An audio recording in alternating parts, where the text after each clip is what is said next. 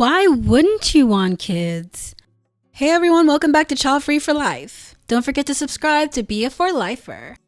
Boomer. Having kids is the hardest, most exhausting thing in life. Every day I think about how much I would have been able to do in life if I didn't have kids. All my money is gone and every day is a chore. Millennial. I don't think I want kids. Boomer. What is wrong with you? Over the years, I've learned that some people love their pain. And I'm not just talking about children in this context. These people love everything that is wrong with their life so they can have an explanation or excuse for why things are bad or went wrong. All they ever do is complain in great detail about what's wrong with their lives, but never do anything to try and make it better. It's like a dependency. In my experience with these kinds of people, they set such a high standard for success for themselves that they likely couldn't ever achieve. So rather than have the self-esteem to accept that most people don't get rich or famous and that's okay, they embrace the things that hold them back. It's safer to point fingers than it is to try, because they've learned to hate themselves and no reasonably attained amount of success could ever be good enough. Oh, that's very much a thing. Sabotaging your life so you have an excuse to point to so that it's not your own fault when you fail. I think it's particularly present with parents because kids are such an easy scapegoat. Poor at managing your finances? Kids are expensive. Out of shape? No time with kids around. Unhappy with your life? It's because you were too focused on the kids. Granted, kids obviously do negatively affect all those things, but people love to have that to point to so that everything wrong with their life isn't their own fault. I'm a Gen Xer and I have stepchildren. I have actively discouraged my stepsons from having children. The eldest is married and his wife is jonesing for a baby. I keep discouraging them both, telling them things like, life will never be the same. Sleeping in will be a thing of the past. Doing what you want when you want to will never happen again. Traveling? Yeah, forget that crap. You won't have the money for it.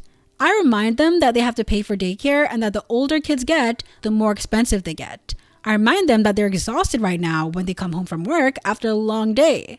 How about having to navigate and take care of children who will refuse to go to bed even when you're ready for bed because you're exhausted? So far, so good. No kids. The thing is, if she wants a baby, all these things will probably be gladly dealt with. I have zero interest in children, would never want one, and this is why I won't have any, but most of my friends who wanted to become parents are happy with their decision. A friend of mine said the sleepless nights are worthy because she loved feeling that her baby needed her, and she had done enough traveling or partying or shopping, and at that point, her life felt empty, and a baby is what was missing. These things sound bad for us because for us, there are no good sides of parenting. For people who want to be parents, the good moments make up for the hardship. I try to avoid being negative around people who want to have kids because for many, this is the best thing that will ever happen to them, and I wouldn't want to keep them from finding their happiness. I also hate when people try to make me change my mind, so.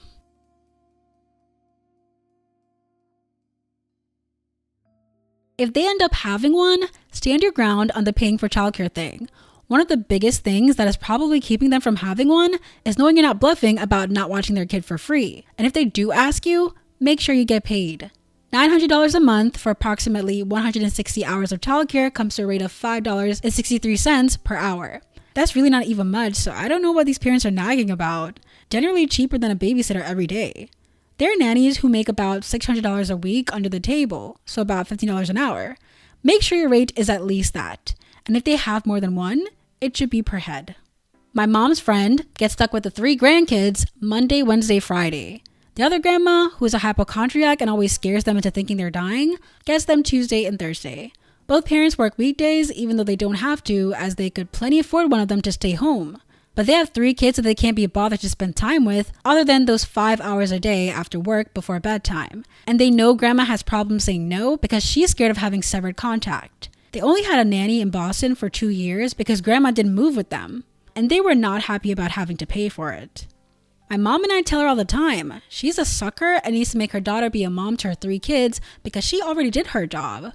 Oh, and on the weekends when they're so tired, sometimes they ask grandma to take all of them the whole weekend. Let me put it in numbers. They spend 14.8% of their time with their kids and find that freaking exhausting.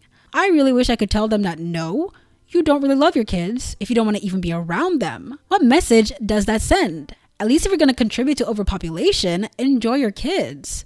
Bonus, the kids are 10, 7, and 3. It has been deemed not fair for the kids to do their own thing without including each other, such as watching a movie appropriate for her age for the oldest. Well, the baby can't watch that. It's infuriating. Why does someone who doesn't give a frick about raising their kids get to make the rules? And this is why no one likes modern parents either. And rant. Not happening. I'm not babysitting. I did my time taking care of children who were not my own. They cured me of wanting biological children. No thank you. In my earlier diatribe, I forgot to mention going without so that the kids can have stupid crap and video games and Xboxes. Being chauffeur and hosting sleepovers with parents who never reciprocated. My steps had 2 friends who used to sleep over often and never once did their parents take our kids. When they wanted to spend the entire March break at our house, I put my foot down and said no more sleepovers. Mean old step monster. Oh, and there's no end to the inconvenience and sacrifice. No thank you. I'm very happy with my 2 imaginary kids, Hilda and Walt. Whenever people ask, I just tell them about the interesting work that Hilda does at CERN and that Walt does work for Doctors Without Borders. By the way, Hilda got her PhD in physics at Cambridge when she was just 22. She knew the late Dr. Hawking. Walt invented some little network gizmo when he was just 13 and sold it to IBM. Now whenever anyone plugs into a network interface, he gets a penny. Added, by the way, both my imaginary kids have a real godfather who will keep them alive in his imagination if anything happens to me.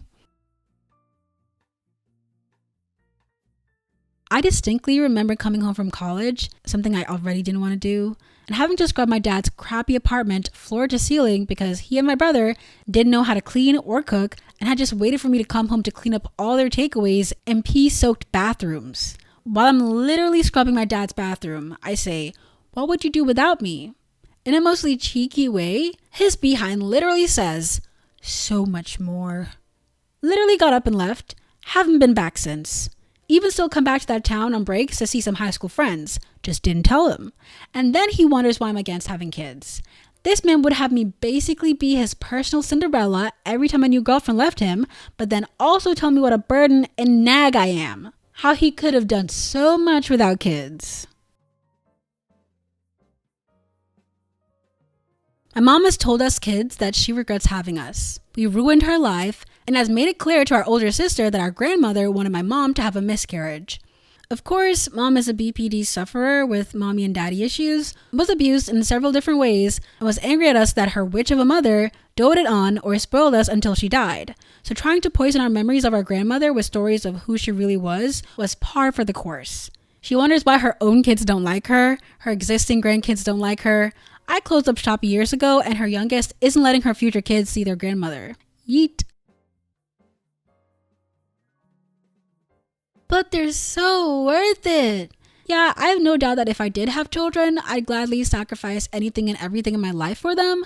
I'd probably watch them turning to adults, and I'd probably feel like every little sacrifice was totally worth it. But I don't have kids. I don't need to have kids. I have no desire to put myself in a position where I'd give up my life like that. I kind of like my life. Like, I throw myself in front of a bullet to save the life of someone else's kid, but I'm not spending my weekends at gun rallies looking for the opportunity.